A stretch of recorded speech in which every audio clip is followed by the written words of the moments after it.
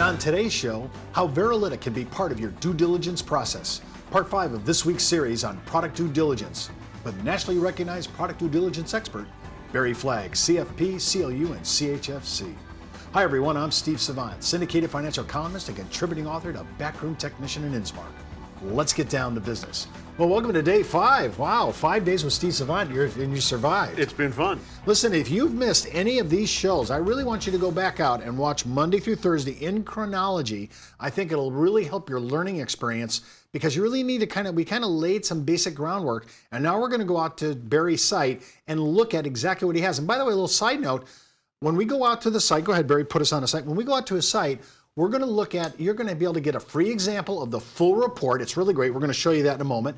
And also, if you become a subscriber, you can go 90 days. You'll be a paid subscriber. You'll be paying into it. But if you're not completely satisfied after 90 days, Barry will cheerfully refund your money, and there'll be no harm, no foul.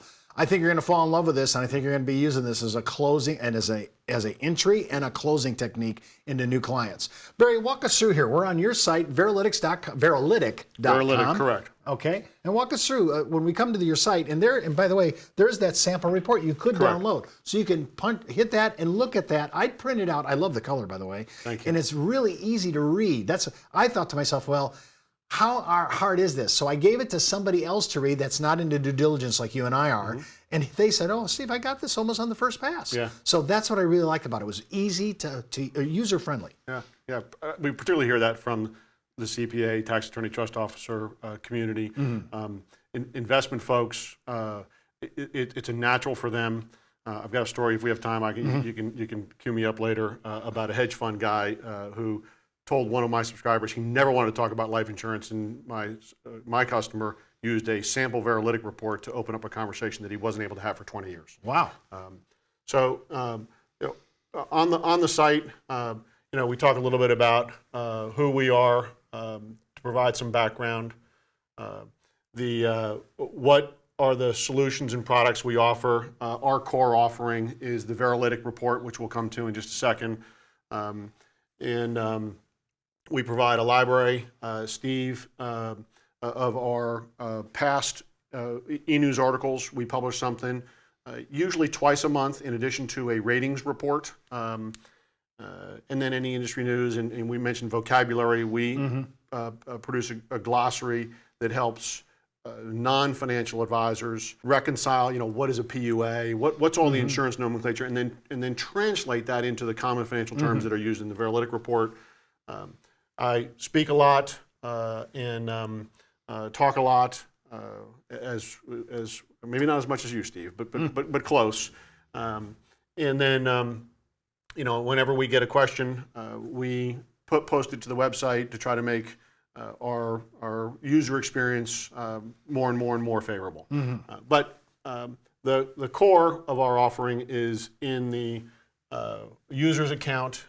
Everything, including the sample reports, is available to non-users, non-subscribers. Everything. The only thing that's behind the firewall is the customer's confidential client information.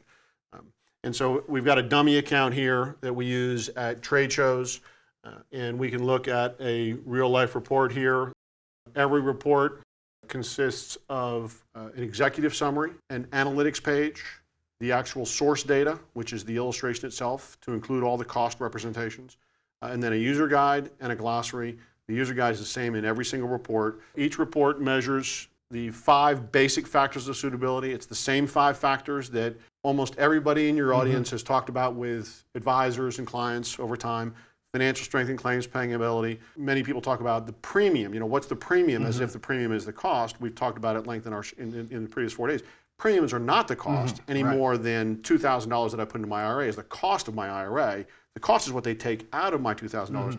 So we're measuring the actual underlying cost competitiveness against everything in the database to know whether or not we're close to best available rates and terms or whether we have an opportunity for improvement. We also then measure the stability of those pricing representations. Does the carrier have a track record of maintaining their pricing, or do they advertise one price at issue and then increase pricing down the road? Lastly, we measure policy cash values or access to policy cash values. If everything else was equal, access to cash values would be a beneficial thing because it's easier to make changes in this ever-changing world we live in. And then the last thing that we also talked about on an earlier day, which is the most antithetical to me, clients put $2,000 into an IRA for a grandchild, and they ask, does the investment manager have a good track record? And they put tens or hundreds of thousands of dollars into life insurance and never ask, what's the actual historical performance of invested assets and underlying cash value? So we measured that too. When we come back from the break, we're going to talk about an actual report, show you exactly what it looks like, and tell you how you can register. We'll be back in about 30 seconds. Back in the day, life insurance professionals were called field underwriters. Then, carriers trained their field force in the basics of life insurance underwriting. Today, the insurance industry doesn't educate the agent population as they once did. But now you can have the Informed Risk Guide at your fingertips so you can illustrate a reasonable rate class for your life insurance prospects. Just request your copy of the Informed Risk Guide at downtobusiness.ashbrokerage.com. It's free from Ash Brokerage, the practice enhancement company. Back to the break. Of course, I'm with Barry Flagg from Veralytic, and he's walking us through the software that we're using for due diligence. And it's a step up of what we've been doing. But before we get into it, I want to talk about registration. Just show us real easy how easy it is to register. Very simple. From our homepage, and as I mentioned, the only thing you have to register for is access to the measurement in the database. Sample reports, marketing material, all that other stuff is available to anybody in advance so that you can use that to go out and get referrals before you actually register. But to register, you simply click on the register button, enter your personal information. Do you want to receive our ratings alerts? Do you want to receive our e-news? And then do you want to actually sign up for access to the database? And you just click here and continue, and you are signed up. You'll get an email saying you have a workbox on our server. Here's how you submit reports. It's that easy. How big is that database? Biggest database of pricing and performance information in the United States. It's got tens of thousands of data points in it from tens of thousands of illustrations.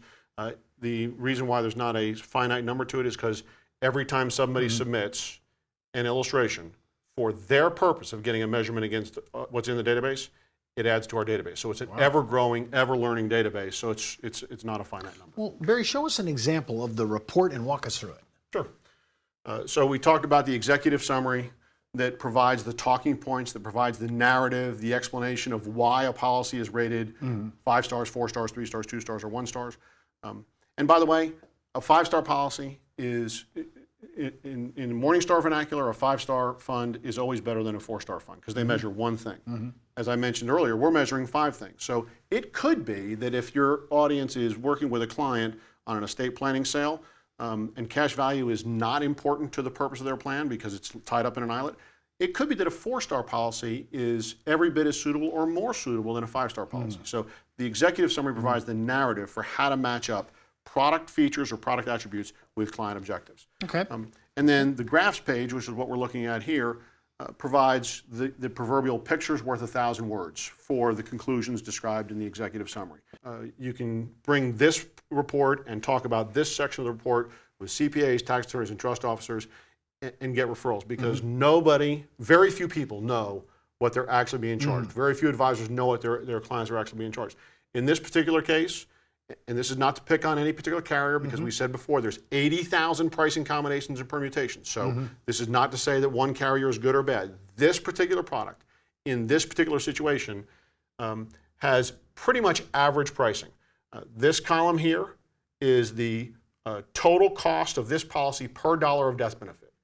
This column here is the total cost of everything in our database. Blue is cost of insurance charges, red or maroon is expenses, and yellow are the loads.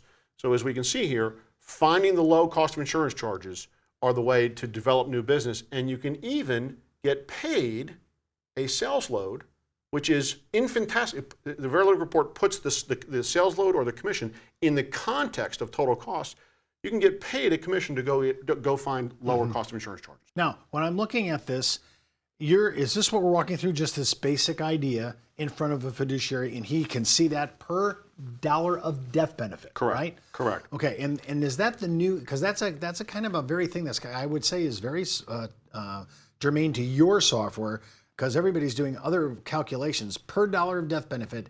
Is that easy for a person that's not really in our business to understand that is the way to talk about it? Yeah. We're going to have to convert some of the way we speak. Yeah, it has been to me.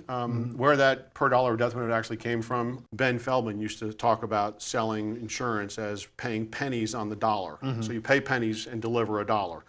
So this talks about insurance in that same vernacular, where this particular case, for a 62-year-old male, non-smoker, at 62, he is paying present value about 15 cents to get $1 of death benefit delivered to his family. So that's his total cost all in. That to me is kind of a revolutionary. I mean, it shouldn't be, but it's somewhat revolutionary in our thinking, because I don't think people are looking and measuring expenses. But the bigger the case, and especially if you're trying to influence a CFP, or I'm sorry, a CFO or his accountant, or if you're talking to a trust officer, this is what I think they will understand. And this is easy. It's all graphed out. It's ink. I love the color, by the way, and I think it's easy. Now, talk to me about this before we close out the show. Give me this idea here. What am I looking for on this square here? This square reports on will do best. So some policies, for instance, like we talked about last night, in accumulation or income scenarios, because you are in your design minimizing the death benefit, therefore minimizing the cost of insurance charges, those policies with higher cost of insurance charges are okay for wealth accumulation or distribution if the premium loads and the M&Es, if it's a VUL, the premium loads and the cash value-based charges are low. That is a policy that will work well in the accumulation phase. In a defined death benefit scenario or plan design, cost of insurance charges are the total driver. And so you want a policy that has low cost of insurance charges and low expenses. This simply provides a way to have a conversation without having to get into all that technicality, provide a conversation with a CPA, tax attorney, or trust officer to say, look, the reason why this policy may not be as cost effective as you thought it was is it wasn't designed for it. So let me help you go find one that's designed for it. Well, again, you can go out to Veralytic.com. You can go ahead and register for 90 days. You can go ahead and through all their reports. If you're not happy, they'll refund your money. And on top of that, remember, you can get that free sample report so you can get an idea what it is. Well, that's all the time we have for today. Remember, before moving forward with any of the ideas on our show, always talk to your tax advisor, legal counsel, or your broker-dealer compliance officer. Missed an episode? Just hop out to downtobusiness.ashbrokerage.com. And remember, you could be wiser as an Ash Brokerage advisor. I'm Steve Savant. We'll see you next week.